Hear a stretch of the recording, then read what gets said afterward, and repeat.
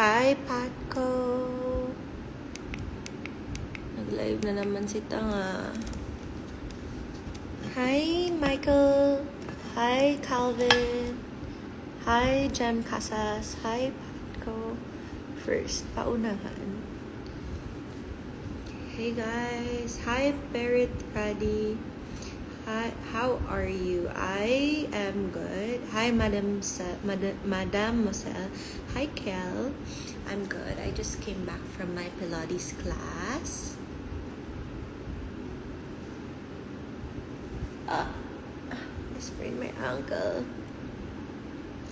Sean, glowing skin, skin prep. Hi, Gretchen Delara. Hi, CJ Hamon. Just resting right now because tinatamad pa akong maligo. Like, I feel like totoo yung sinasabi ng mga matatanda. Nakakapasma if like you're tired tapos maliligo agad. I go, how do I freaking open this? Hala, nalaglag. Anyway, can I just flex? Ang ganda ng nails ko. Oh. Silver. Oh, kumiki na. Mahiwagang salamin. Pipiliin pagtingin. Okay. My nails are so cute. Hi, M. Joy. Kardashian pa din. So, alam niyo minsan, gusto ko ikwento lahat ng nangyayari sa akin.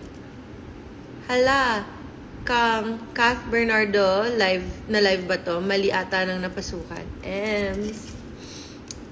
Lagi na lang. Guys, if you are on a diet and you are trying to lose weight, this, buy now, right and light. Buy now, add to cart, right and light. 0 calories, 0 sugar. Orange flavor. Lasa siyang royal. Ang galing.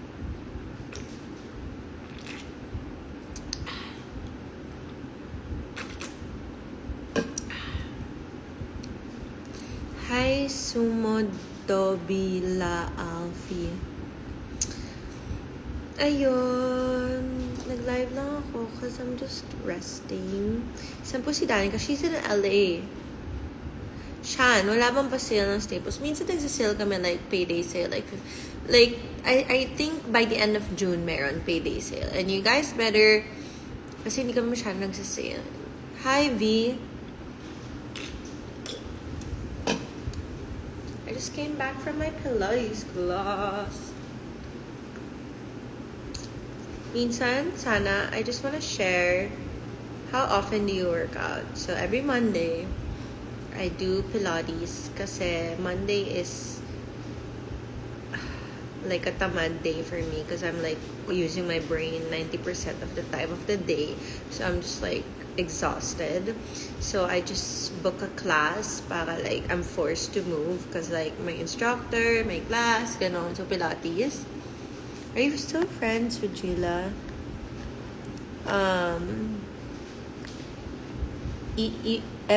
Ever? Hindi ko alam kung babasahin ko pag mali yung grammar. Even been to Chicago. Ever been to Chicago kasi? Never. Good evening, paring Joard. So, ayun na nga. And then Tuesday, tomorrow, feel ko tatamarin ako, but I'm gonna try to lift weights. Judah Ale, hi. Do you know how much happiness you bring to others? Silent fan. Oh, do you know how much happiness you bring to others? Silent fandom of yours since day one. Oh, thank you. I don't know actually, and it brings me so much joy to make you happy because I'm an entertainer. What does happiness mean to you and how do you pursue it? For me, gusto ko yung mga tanungan na ganyan. Kasi alam niyo yung sasagot ako ng palaban. Isa lang na yan sa Miss Universe. Minsan gusto ko sumali ng Miss or ng pageant para lang sumagot ng question eh. Okay, back to the question. What does happiness mean to you and how do you pursue it? Well, thank you for the wonderful question. Happiness is different for each individual, but for me, I would like to think and correlate happiness as contentment, because happiness can either be just a momentary feeling, but I feel like true happiness is regardless of what day it is, you bring it with you. You may have a really eventful day or a very simple day, you are content with yourself and with your life, and that is what happiness means to me. Sa question pa lang yun. Wala pa yung how do you pursue it. Sige, diba? Ang taba ng utak. But anyway, hi Miss Shanika T. Thank you in advance for Gentleman Bag po. Oh, congratulations! Shout out, Diving Capital sa Negros. Okay. So, how do I pursue happiness? Happiness for me kasi is like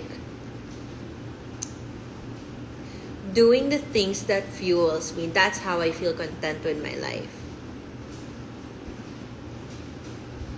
Who is your best friend, Jade or Lovely? Si Lovely. So, like, example, working out makes me happy. Parang each thing that I do contributes to happiness. I wouldn't be doing something I'm not happy with. Like, so far, I am blessed to be doing all the things that makes me happy. So, working out, ayan, it contributes to happiness for me. Iba-iba yung level ng contribution. Traveling, ang laki ng ambag ng happiness niyan for me, and activities. And then spending time with friends, ang laki rin ng ambag niyan. Working out, like if may ranking 1 to 10, it gives me 3% of happiness. 1 to 10 Traveling, mga nasa 9, yan. 9, 10. Hanging out with friends, nasa mga 8, 9, ganon. Yeah.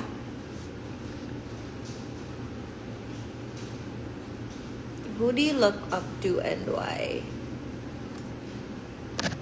Who do I look up to? You know what? I look up to people around me, like my friends. I look up to my friends. Sabi nga nila, like, I have this tendency, my friends have been telling me I have this tendency of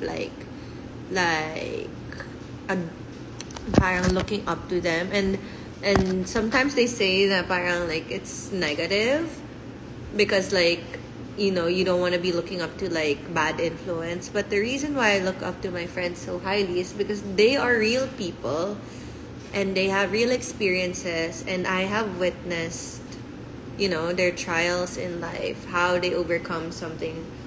So, like, seeing and knowing how strong they are, like how truly strong they are, makes me look up to them. Like, example, si Lovely, she has a very successful business and she keeps opening businesses. And nagkaroon kami ng conversations during the time na Lovely Cosmetics wasn't as sought out as it is right now. So, because I saw that and how she transitioned, it made me look up to her in that aspect. Tapos, mayroon naman iba, like my guy friends. I have guy friends and they're like, mayroon akong isang guy friend na sobrang cold niya lang as a person. And then, I witnessed him transitioning from being super cold and medyo insensitive to like being more sensitive with other people, being more friendly, putting himself out there, changing his bad habits. So, yun, I look up to that person naman for having like the courage and the awareness to change. Kasi not all people, especially men, have like the willingness to change. Kaya hirap ako mag-vlog, guys. Kasi pag nag-vlog ako, or like, nagsisit down, review ako ng isang product, ang dami ko sinasabi. Like, isang tanong pa lang, isang product pa lang, ang dami nang sinabi. So, parang ilang minuto na agad yung isang step pa lang. Kaya hirap na hirap ako. Anyway, hindi ako yung type ng tao na walang masabi. Yung kailangan pag gumawa ng script, pag nagre-review ng product. Ako talaga like, wala. Ang daming sinasabi. Pero may sense naman ako kausap. Are you ready to enter a relationship anytime? No. Because for me, right now I'm focusing on myself, and like it takes so much time and attention yung ginagawa ko right now, and this is just probably like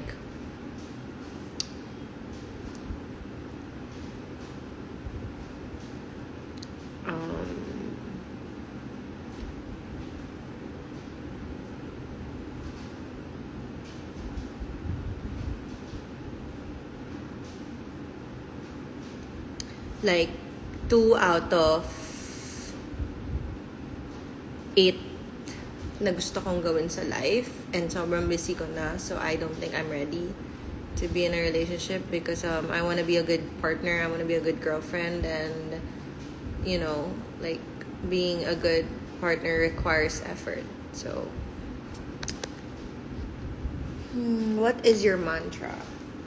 I have different kinds of mantra. I have like I think 10 na nasa wallpaper ko right now.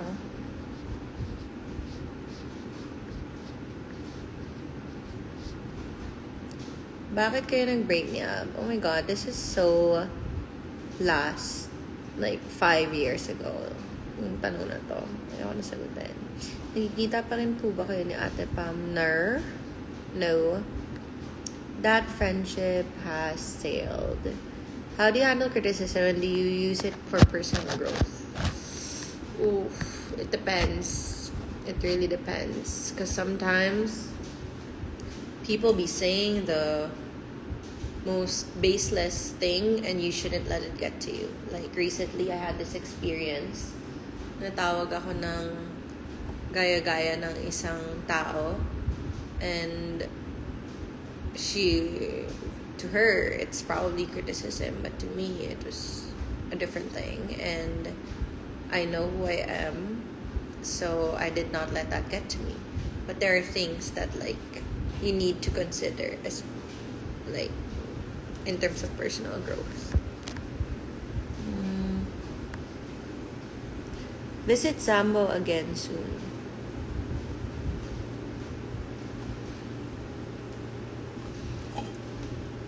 Say hi from Indonesia. Terima kasih. Guys, gusto ko ng yaw-yaw. As in, adik na adik ako sa yaw-yaw. I love yogurt and Biscoff. I'm just like looking for a low-calorie option for Biscoff.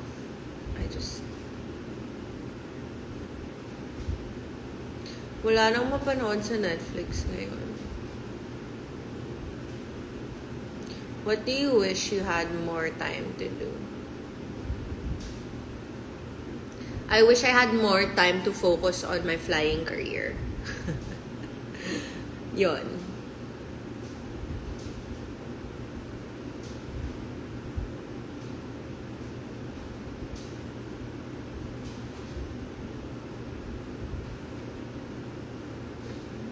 Mahiwagang salamin.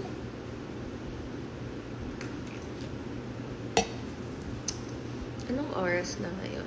It's 9. What's something you love learning about? I love learning about all kinds of things, like personal development, business, cooking, flying, lahat eh. Psychology, science. Best drugstore powder foundation. Are you talking about local or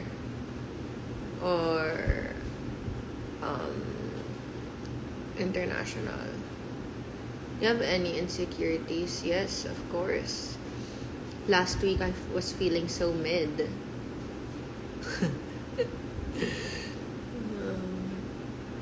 Yeah, of course, it's normal.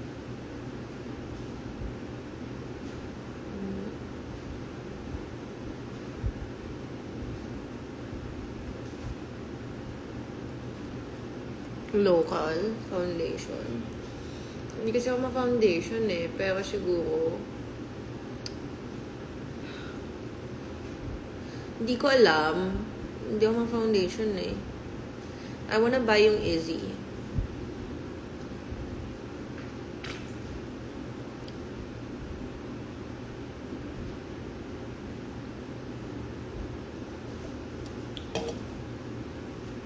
Okay, yun lang. Pagod na ako. Nakapag-usap sa inyo. Thank you so much. Bumili ako ng ng perfume from Zara kanina. Ang bango. It's called Golden Decade. Nasaan po si Danica? Nasa LA. Nakakatawa kasi Danica sent me a meme na parang you know your best friends when people look for the other person when they're not around. Like, hinahanap niya siya sa akin right now. Nakakatawa.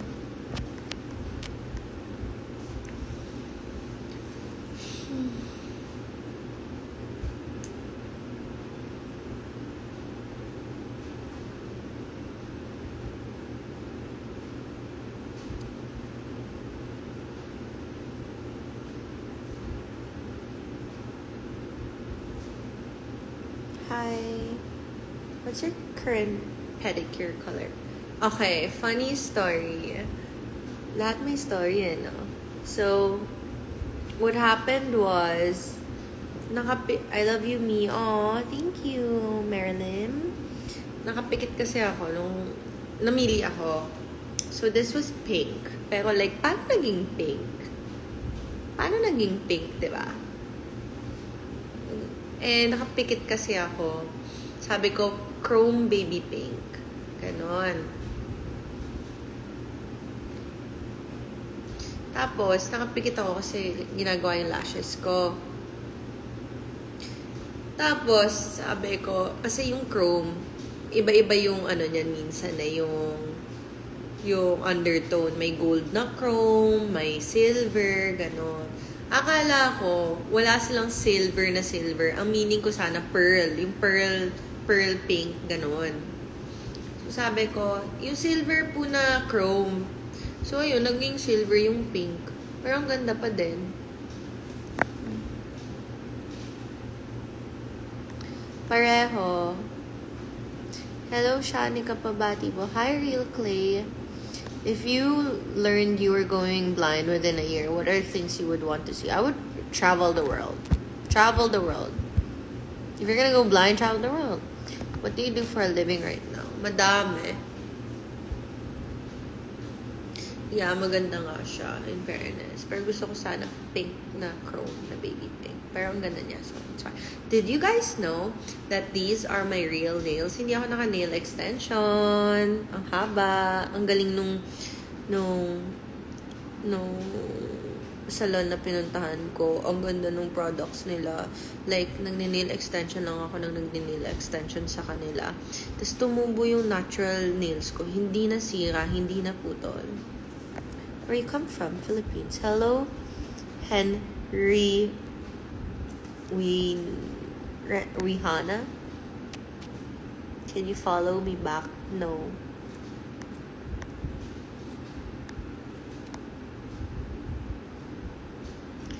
Go to moon or stay on Mars? I'll probably go. Hindi ko alam. Wala kang boyfriend now? Wala.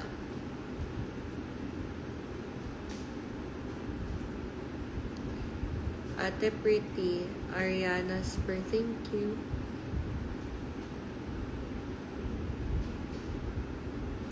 Who's your 911 when everything's falling apart? Dati may 911 ako. Pero, na-realize ko, ang 911 mo is yourself. Because like, when you're an adult now, people have like things they're worrying about on their own. Come to Lombok, Indonesia. I want to go to Lombok, Indonesia. I've heard of that. I went to Gili Tea. I wanted to go to Gili Air, but I ended up going to Gili Tea.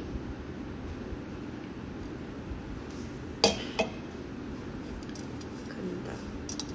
Okay, yun lang guys. I'm gonna go back to editing. Bakit may mata? Yeah, Gili Trawangan. I went there. Terima kasih. Alright, bye.